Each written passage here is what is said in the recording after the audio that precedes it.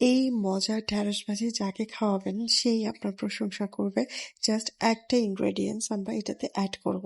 আমি সবসময় ফাঁকিবাজি রেসিপি দেখাই, তো চলেন দেখি। আসসালামু আলাইকুম। তো ঢেঁড়স ভাজির জন্য অবশ্যই আমাদের প্রথমে ঢেঁড়স লাগবে। ঢেঁড়সগুলো সুন্দর করে একটু বড় সাইজ করে কেটে এটার সাথে আমরা পেঁয়াজ দিব, কাঁচামরিচ দিব, লবণ দিব। এরপর এখানে আমরা অ্যাড করতে যাব একটা ডিম। তো সবগুলো উপকরণ একসাথে ভালোভাবে আমরা মাখিয়ে নেব। দেন কড়াইয়ে একটু তেল দিব, একটু বেশি তেল লাগে এটাতে। তেল দিয়ে আমরা ওই যে মাখানো ঢেঁড়স ভাজিটা এখানে বসিয়ে দেব। বসে আমরা ঢাকনা দিয়ে দিব। তো কিছুক্ষণ এটাকে আসলে খুন্তি দিয়ে বা কোনো কিছু দিয়ে নাড়াচাড়া করা যাবে না। জাস্ট উল্টায় দিতে হবে একসাথে করে। আর এটা একটু সাবধানে করতে হবে, কারণ উল্টানোর সময় আবার আপনার গায়েও ছিটে পড়তে পারে। তো এটা ফাইনাল আউটকাম এবং টেস্ট খুবই ভালো আসে। আপনি জাস্ট একটা ডিম অ্যাড করবেন, দেন এটা আপনার সাদা ভাতের সাথেও খেতে খুব ভালো লাগে।